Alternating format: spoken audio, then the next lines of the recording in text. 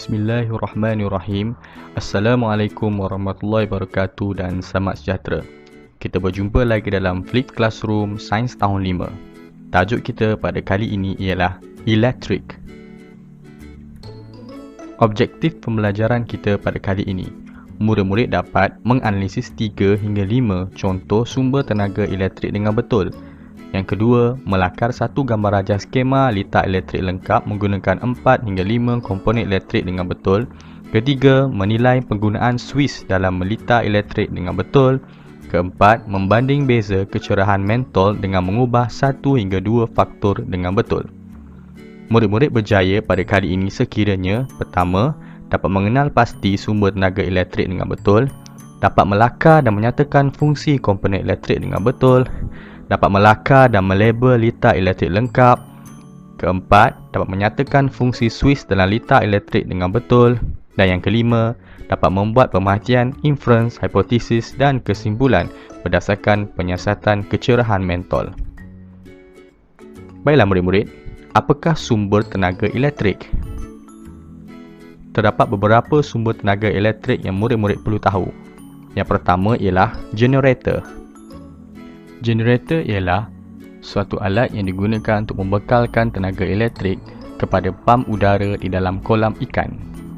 Selain daripada itu, generator juga murid-murid dapat lihat pada peniaga-peniaga di pasar malam. Mereka menggunakan generator untuk menyalakan lampu untuk menerangi tempat jualan mereka. Kedua, akumulator. Akumulator atau nama lainnya ialah sel basah. Biasaannya digunakan di dalam kenderaan bermotor.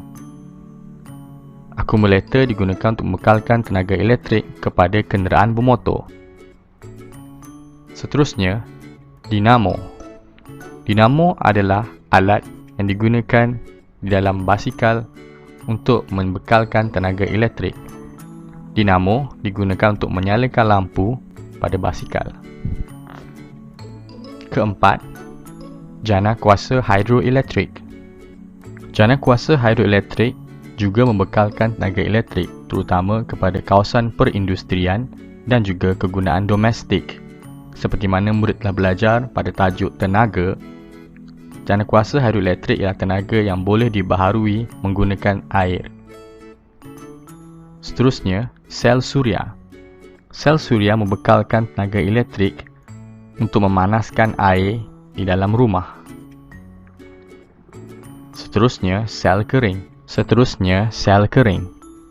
Sel kering digunakan untuk membekalkan tenaga elektrik kepada alatan-alatan elektronik seperti lampu suluh dan kereta mainan. Seterusnya, bateri.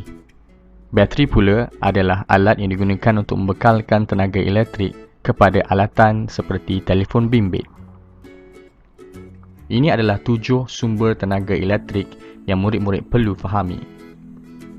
Baiklah murid-murid, kita pergi kepada pembelajaran kita tentang litar elektrik lengkap. Sebelum kita pergi kepada untuk membina litar elektrik lengkap, murid-murid perlu mengetahui dulu apa itu komponen-komponen elektrik. Terdapat 4 komponen elektrik yang penting. Yang pertama ialah mentol. Simbol bagi mentol terdapat 3. Pertama, seperti ini. Kedua dan ketiga. Fungsi mentol ialah untuk menghasilkan cahaya apabila menerima tenaga elektrik. Komponen yang kedua ialah sel kering. Simbol bagi sel kering ialah seperti ini. Garis yang panjang mewakili terminal positif sel kering, manakala garis yang lebih pendek mewakili terminal negatif sel kering. Fungsi sel kering untuk menghasilkan tenaga elektrik.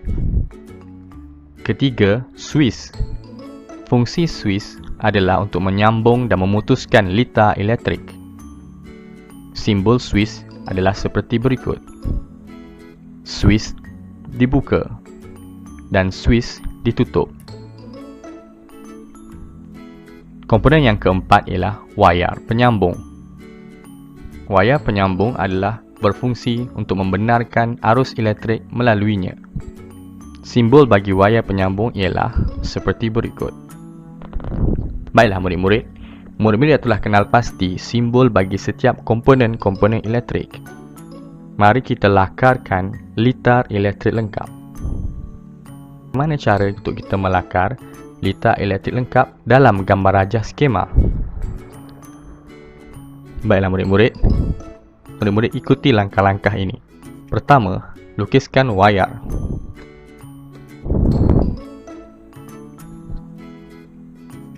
Kemudian labelkan wayar. Seterusnya, sel kering. Satu garis panjang dan satu garis pendek. Terminal positif diwakili oleh garis yang panjang, manakala terminal negatif diwakili oleh garis yang pendek. Labelkan sel kering. Simbol ini menandakan hanya ada satu sel kering. Seterusnya, mentol. Dan yang terakhir, Swiss. Ini adalah lakaran litar elektrik lengkap melalui gambar rajah skema. Baiklah murid-murid, apa itu fungsi Swiss? Seperti mana yang telah kita sebutkan sebentar tadi, fungsi Swiss ialah untuk memutuskan dan menyambungkan litar elektrik. Fungsi Swiss ini sangat penting untuk murid fahami kerana ia mempengaruhi nyalaan mentol dalam litar. Cuba murid-murid lihat contoh yang diberikan. Contoh gambar rajah yang pertama ini.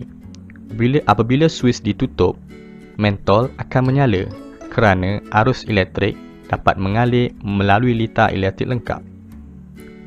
Swiss ditutup, mentol menyala.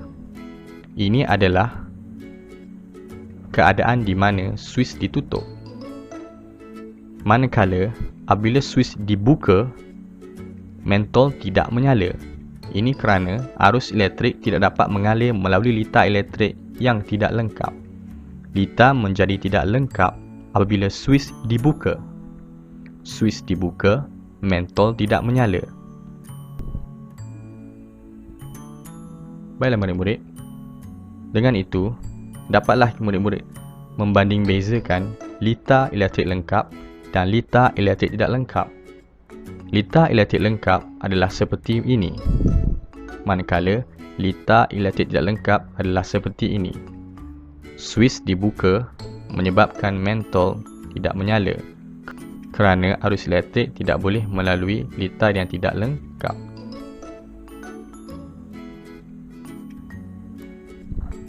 Seterusnya murid-murid, terdapat dua faktor yang mempengaruhi kecerahan mentol, iaitu pertama, faktor bilangan mentol dan yang kedua, faktor bilangan sel kering. Ayuh kita saksikan sedikit video untuk menerangkan tentang faktor-faktor yang mempengaruhi kecerahan mentol. Eddie dan Michael sedang berkemah di dalam hutan. Pada waktu petang, mereka mula membakar kayu dan memanggang daging. Selepas makan malam, mereka masuk ke dalam kemah dan tidur. Tiba-tiba, terdapat bunyi dentuman yang kuat. Mereka melompat terkejut dan cepat-cepat mengambil lampu suluh mereka. Mereka menghidupkan lampu suluh untuk melihat apakah penyebab bunyi itu. "Oh tidak!" teriak Eddie. "Cahaya saya malap dan saya tidak dapat melihat dengan jelas. Mengapakah cahaya awak begitu cerah?" Kedua-dua mentol di dalam lampu suluh itu menyala kerana litar adalah lengkap. Lampu suluh juga mempunyai sel kering sebagai sumber elektrik. Perbezaan dalam kecerahan adalah disebabkan oleh perbezaan dalam bilangan sel kering. Lampu suluh kecil Eddie hanya menggunakan satu sel kering, sementara lampu suluh panjang Michael menggunakan 4 sel kering. Lebih banyak sel kering, lebih banyak tenaga elektrik yang dibekalkan. Jadi, mentol menyala dengan lebih cerah. Bagaimanakah jika lampu suluh Michael mempunyai 4 kepala? Satu di hadapan, satu menghadap ke atas, satu ke kiri dan satu ke kanan. Dengan itu, dia boleh melihat ke semua arah tanpa perlu memusingkan lampu suluhnya.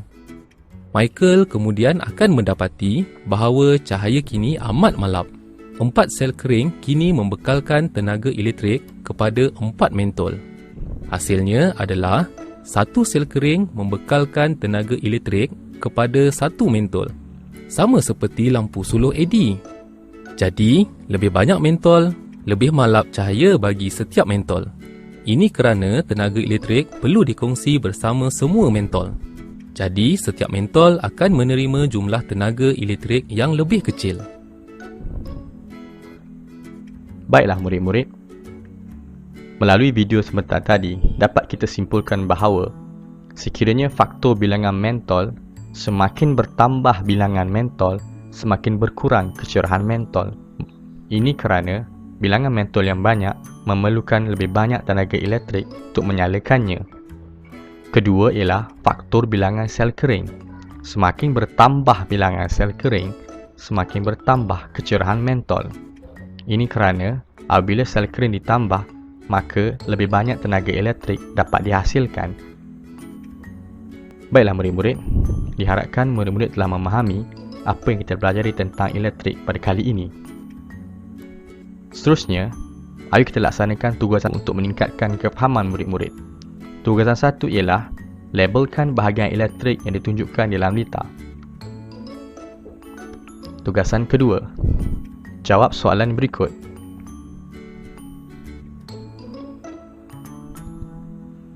Dan tugasan ketiga, jawab soalan A, B dan C. Selamat belajar murid-murid. Diharapkan murid memahami apa yang diajar sebentar tadi. Dan jangan lupa untuk subscribe YouTube channel Cikgu Rafiq untuk melihat video-video pembelajaran yang lain. Sekian dulu, semoga kita berjumpa lagi. Sekian, terima kasih.